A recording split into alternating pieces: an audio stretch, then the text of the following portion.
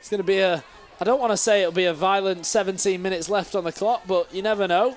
Definitely trying to play a psychiatrist. And we're going to see Quincy with the ball now. It's going to be taken just inside the Lindenwood half. Andre Haynes just having a little word with the ref there as he sets up a little wall for Lindenwood. Now teams are both riled up. They really are fighting for that. Oh, I'm excited, Emily. It's going to be a nice 18 minutes left. The ball goes in. Nice high ball lofted by the Quincy striker. Can anyone get on the end of it? Quincy have the ball in the far side. And it was nicely cleared by Pierres there. It's going to be a corner kick for the Hawks as we drop below 19 minutes. Another substitution made by Quincy. Who are we seeing come off? We are seeing, I think it's going to be number 5 going off for Quincy.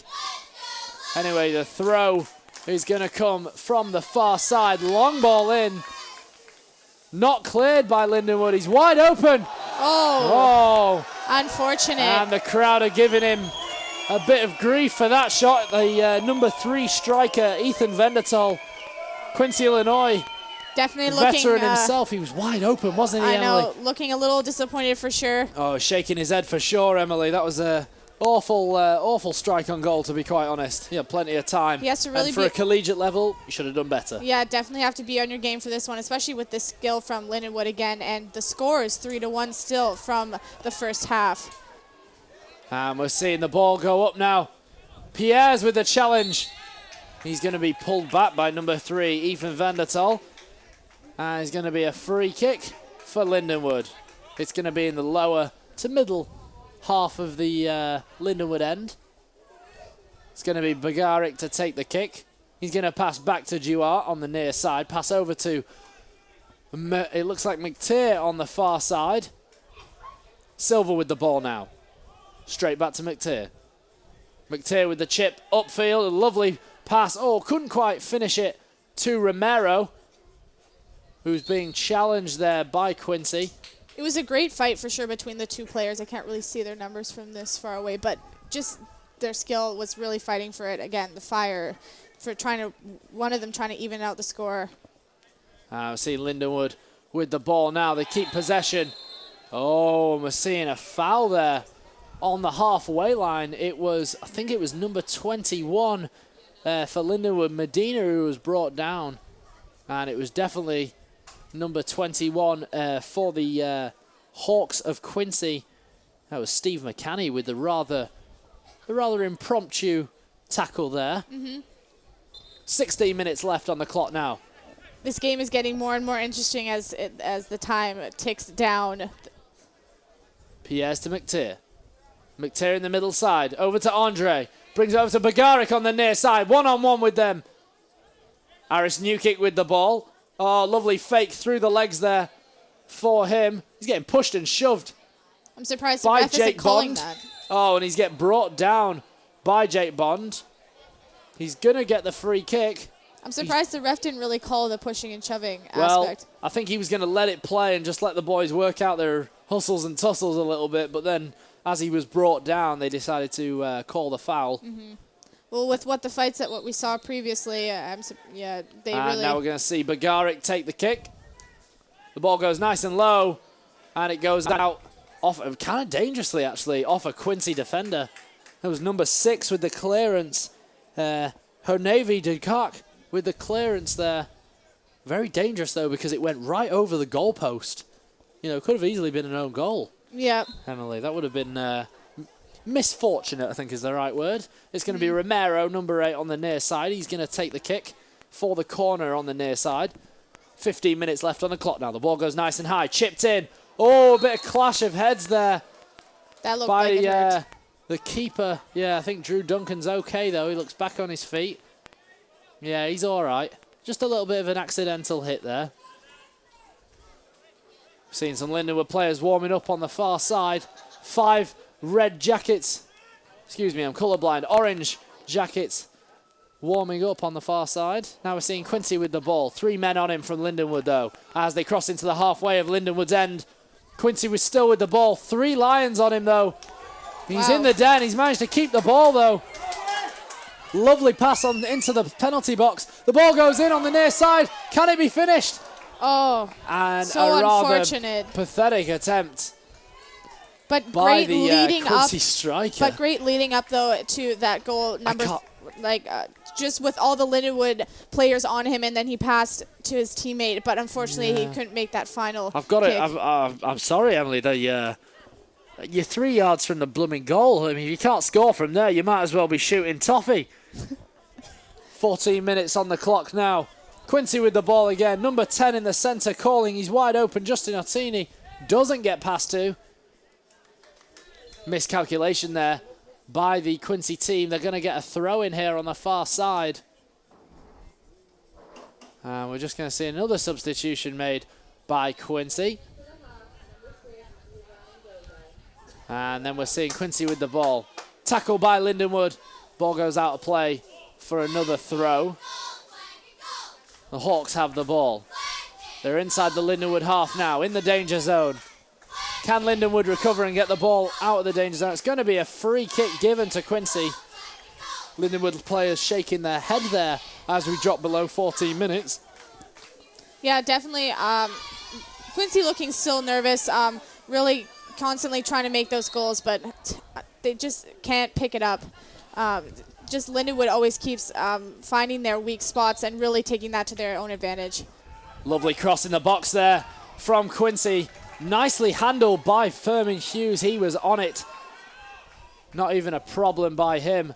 The ball gets lofted wide to the near side. Pierre's with the ball now. Challenged by Quincy. He's got 2 players on him who managed to successfully tackle. Lazily passed by Quincy, though, so it's going to be a Lindenwood ball. It's going to be a free kick on Gonzalez there, just outside 20 yards, Emily.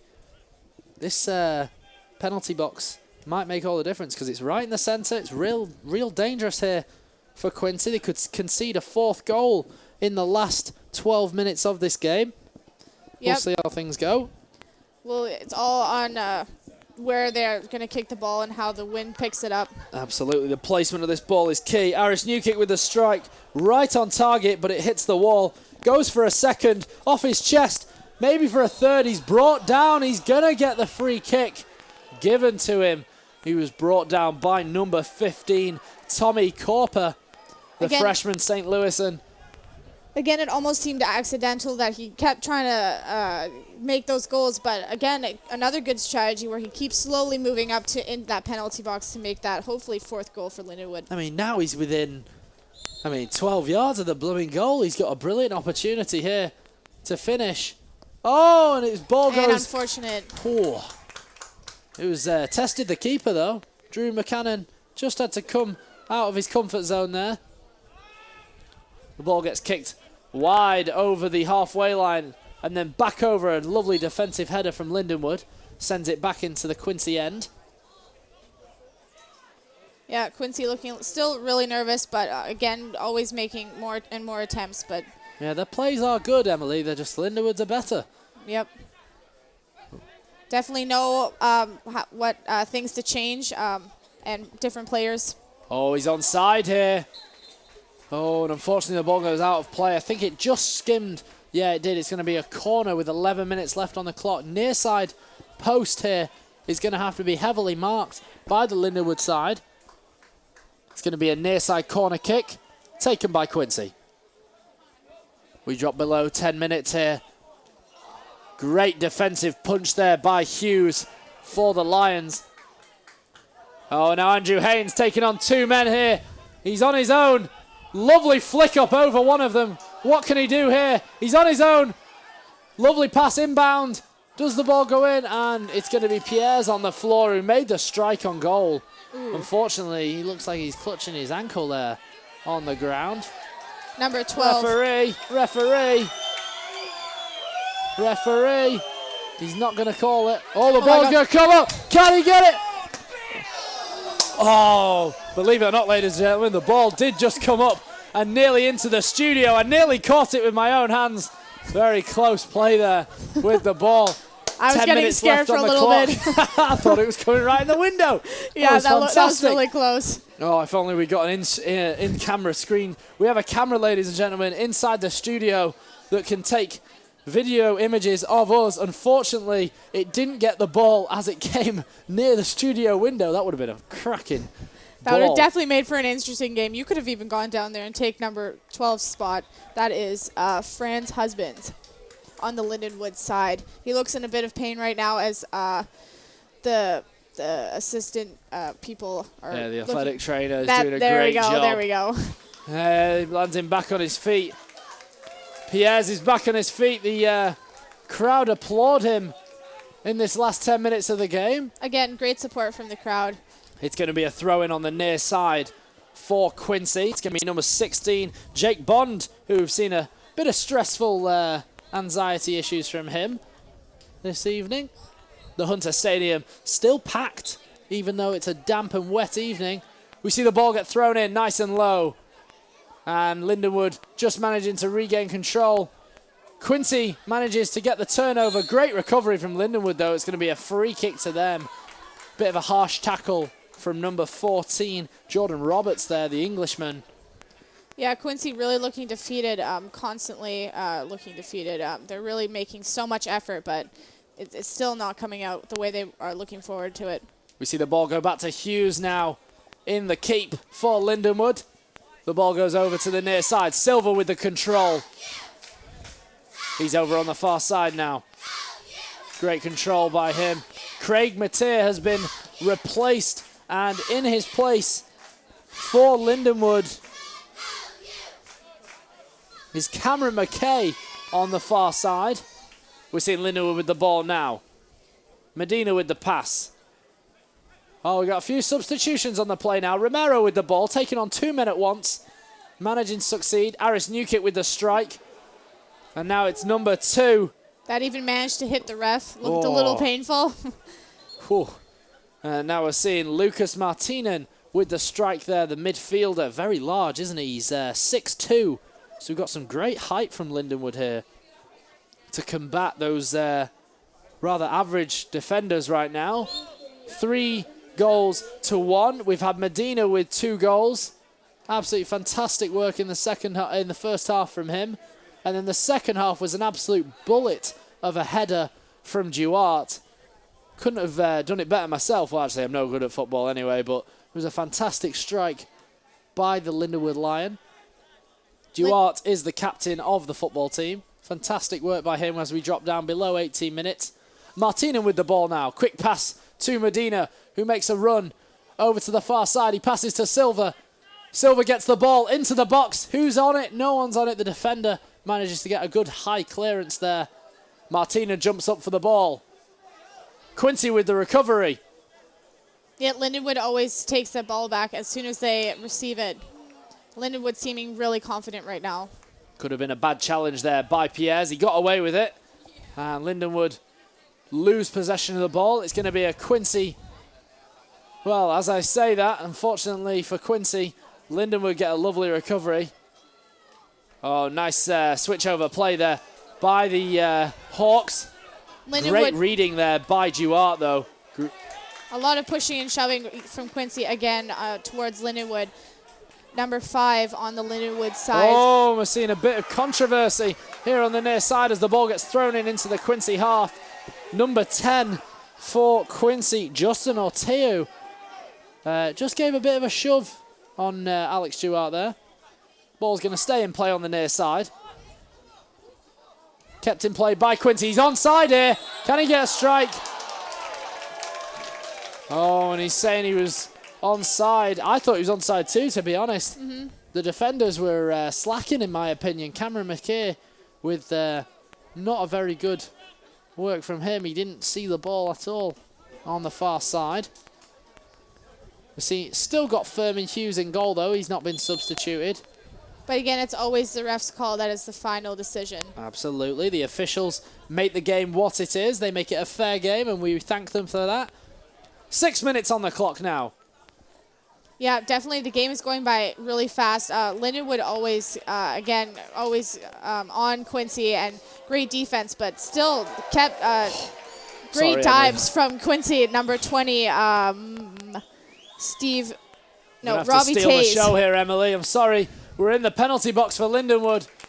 And the ball, unfortunately, goes out of play. And we're going to see a corner kick taken by Silver, I think, on the near side. Yeah, definitely Lindenwood looking for spots to make that defense. Quincy looking a little nervous. It's going to be Aris Newkick who was going to take the kick, but it's actually going to be Silver who will replace him. 5 minutes on the clock now. Definitely the time is ticking down. In comes the ball, nice and high. Is anyone on it? The strike is taken away by a Quincy defender. The threat's still there from Lindenwood, still large. And Lindenwood are right back at it with a lovely recovery. Oh, bad challenge there on the far side by Medina. Lindenwood always keeps making those attempts and really knowing where to play that ball and who to pass to make that final goal. Quincy with the free kick. Clearance by a Quincy defender. Oh, and the Lindenwood striker, I think Romero, just caught the side of the Quincy player. I don't think he meant to. Let's hope the ball boy's not unconscious. Oh, he's fine. He's back on his feet. I think this is the player number 16 on the Quincy side, Jake Bond. That's really always the starter of the fights and the agitation. He's actually being substituted right now by Mike Carpenter, who's had enough of his lackadaisical ways this evening. As a coach, you should be responsible for looking not only after your team, but after the image of your team as well. Definitely, and Carl representing Hutter your university as well. Absolutely. Carl Hutter is making sure, I'm sure he'll have stern words to say about that fight with the boys, because obviously the last thing he wants is a reputation to be built up that Lindenwood are known for starting fights when that's not nearly the case at all. Quincy. And we're going to see the ball go over the halfway line here into the dangerous territory of the Lindenwood Lions. Bit of pressure here. Yep, 5 minutes left on the clock. That Quincy player is really challenging that goalie. Absolutely. We're seeing a Lindenwood kick here. Great work by Hughes. He's had a fantastic game, only letting one goal. We see the ball go over the half now. Medina with the challenge. The ball goes out of play by Quincy. By Lindenwood. It's going to be a Quincy throw. Taken very swiftly by